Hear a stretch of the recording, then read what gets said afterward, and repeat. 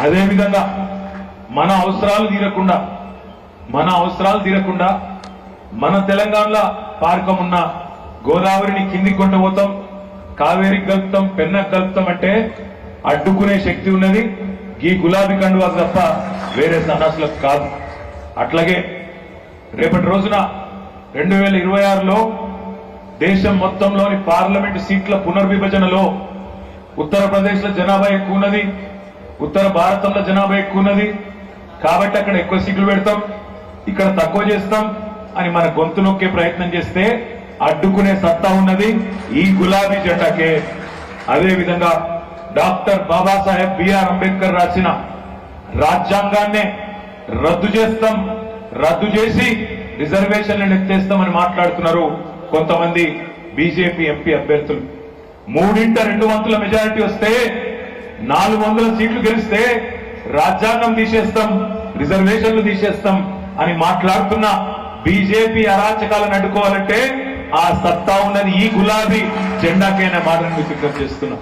ఎందుకు ఉండాలి గులాబీ జెండా పార్లమెంట్ లో అంటే విషయం తెలిసినోడు, వినయం ఉన్నోడు, పరిజ్ఞానం ఉన్నోడు, ప్రజల కోస తెలిసినోడు, ప్రజల భాష తెలిసినోడు, ప్రజల సమస్య తెలిసినోడు పార్లమెంట్ లో ఉండాలి తప్ప గాలి తిరుగుడు గాలి ముచ్చట్లు చెప్పేటోడు మనకు పార్లమెంట్ లో అక్కర్లేదు. కాబట్టి ఈ గులాబీ జెండా పార్లమెంట్ లో ఉండాలి. దయచేసి మిమ్మల్ని నేను ప్రార్థించేది ఒకటే, నేను గత నెల రోజులుగా చాలా జిల్లాలు తిరిగినా, ఎక్కడికి పోయినా ఒక్కటే మాట వినబడుతున్నది, తినే పల్లెంలో మన్ను పోసుకున్నాం, ఒక మంచి పాలిచ్చే బర్రెని విడిచిపెట్టి పొడిసే దున్నపోతుని తెచ్చుకున్నాం, చచ్చిపోతున్నాం వీళ్ళతోని అనే మాట ఇయ్యాల ఒక్కరిద్దరు కాదు రాష్ట్రంలో ప్రతి ఒక్కరు మాట్లాడుతున్నారు. నేను మొన్న సిరిసిల్ల పాత బస్ స్టాండ్కి పోయినా, అక్కడ తమ్ముడు రవి గౌడ్ అని జ్యూస్ సెంటర్ పెట్టిండు, అన్నా అక్కడ జ్యూస్ తాగుదూరు అంటే పోయిన నేను పోతే ఆడ బయట 5-6 లేడీస్ నిలబడ్డారు బస్సు కోసం.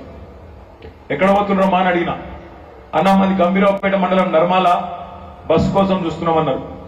ఏంటిది ఫ్రీ బస్సేనా అన్న, ఫ్రీ బస్సే అన్న, మంచిగుందా అన్న, ఏ మంచిగా కాలబెట్టిందన్నా అని చెప్పి ఆ అమ్మాయి, ఆమె గింత ఎత్తున్న పాప ఉన్నది, ఇగో నా పాప ఉన్నది, నేను ఆ బస్సు ఎక్కాలి, ఆ బస్సు ఏమో 40 మంది బస్సే పట్టే బస్సులో 100 మంది ఎక్కుతాడు. ఇప్పుడు నేను ఈ పిల్లని ఎడిట్స్ పెట్టాలి, ఈడికెళ్ళి ఆడదాకా ఎత్తుకొని పోవాలంటే నాకు నిలబడదని నాకే జాగలేదు, సీటు దొరకది, ఏం పాడైందన్నా ఇది, పెట్టకపోయినా బాగుండు కదా అనే మాట ఆడబిడ్డ కూడా మాట్లాడింది. అంటే ఈ మాట నేను ఎందుకు చెప్తున్నా అంటే 100 రోజుల్లో అన్ని చేస్తాం, 100 రోజుల్లో మీకు ఏది కావాలంటే అది చేస్తాం అని అరిచేతిలో వైకుంఠం చూపెట్టి ఆనాడు ఓట్లు వేయించుకున్నాడు ఛోటాబాయ్ రేవంత్ రెడ్డి.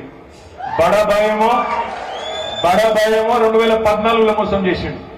2014లో ఆనాడు బడాబాయ్ వచ్చి ఏం చెప్పిండు, బడేబాయ్ జన్ధన్ ఖాతా తెరువుండ్రి, ధనా ధనా ధనా ధనా 15 గుద్దులు అన్నాడు, నల్లధనం తెస్తా అన్నాడు, గుంజుకొస్తా అన్నాడు, పత్తలేడు. ఇంకెన్ని నరికిండు మోడీ అన్నాడు. 2014లో రైతుల ఆదాయం రెట్టింపు చేస్తా, 2022 కల్లా డబల్ చేస్తా అన్నాడు. రైతుల ఆదాయం డబుల్ కాదు, రైతుల కష్టాలు మాత్రం డబల్ చేసినోడు నరేంద్ర మోడీ. 2 కోట్ల ఉద్యోగాలు ఇస్తా అన్నాడు, సంవత్సరానికి 2 కోట్ల ఉద్యోగాలు ఇస్తా పిల్లలకు అన్నాడు. 10 ఏళ్లలో 20 కోట్ల ఉద్యోగాలు ఇవ్వాలి. మరి లెక్కకు ఎన్ని ఇచ్చిండో నాకంటే బాగా మీకే ఎరక. బుల్లెట్ రైలు ఉరికిస్తా దేశంలో అన్నాడు, కానీ మనకు మామూలు రైలు దిక్కులేదు. ఇంకా కేసీఆర్ గారు ప్రయత్నం చేస్తే ఇప్పుడు గీడి దాకా వచ్చింది, సిద్దిపేట దాకా వచ్చింది, వినోదన్న తనలాడితే గీడి దాకా వచ్చింది. ఇక బండి సంజయ్ మర్చిపోయిండు, ఆయనకి యాది కూడా లేదు, కనీసం సోయి కూడా లేదు, లేకపోతే ఎప్పుడో అయిపోతుండే. వినోదన్న ఉంటే ఈ పాటికి వేములవాడ మీకెళ్ళి కరీంనగర్ దాకా రైలే ఉంటుండే. మనకు దురదృష్టం ఇట్లాంటి ఎంపీ ఉన్నాడు. బుల్లెట్ రైలు కాదు కదా, మామూలు రైళ్లకే దిక్కులేదు. భారతదేశంలో ఏ ఒక్క కుటుంబానికి కూడా ఇల్లు లేని కుటుంబం లేకుండా చేస్తా అన్నాడు నరేంద్ర మోడీ. అదేవిధంగా ప్రతి ఇంట్లో నల్లా పెడతా అన్నాడు. భారతదేశాన్ని $5 ట్రిలియన్ ఎకానమీ, పెద్ద ఆర్థిక వ్యవస్థగా చేస్తా అని చెప్పిండు. ఇన్ని పనులు, ఇన్ని మాటలు చెప్పిండే, ఒక్కటన్నా అయిందా మోడీ గారు? నీకెందుకు ఓటేయాలి అంటే దానికి ఉల్టా మళ్ళా దబాయించుడు, తిట్టుడు. ఒక్కసారి యాద్ చేసుకోండి, బడాబాయ్ బడా మోసం ఏమేం మాటలు మాట్లాడిండో తెలంగాణ గురించి ఒక్కసారి యాద్ చేసుకోండి. ఇదే మోడీ కదా తల్లిని చంపినరు బిడ్డను వేరు చేసిండ్రు అన్న మాట ఒక్కసారి కాదు 10 సార్లు అన్నాడు. తెలంగాణ పుట్టుకనే అవమానించినోడు నరేంద్ర మోడీ. తల్లిని చంపి బిడ్డను వేరు చేసిండ్రు, ఆంధ్రప్రదేశ్ ను చంపేసిండ్రు అని మాట్లాడినోడు నరేంద్ర మోడీ. ఒకసారి కాదు 10 సార్లు అన్నాడు ఆ మాట. భద్రాచలంలో మన 5 మండలాలను మనని అడగకుండా కనీసం మన యొక్క ఆలోచన కూడా తెలుసుకోకుండా 5 మండలాలు తీసుకుపోయి ఆనాడు ఆంధ్రలో కలిపినోడు నరేంద్ర మోడీ.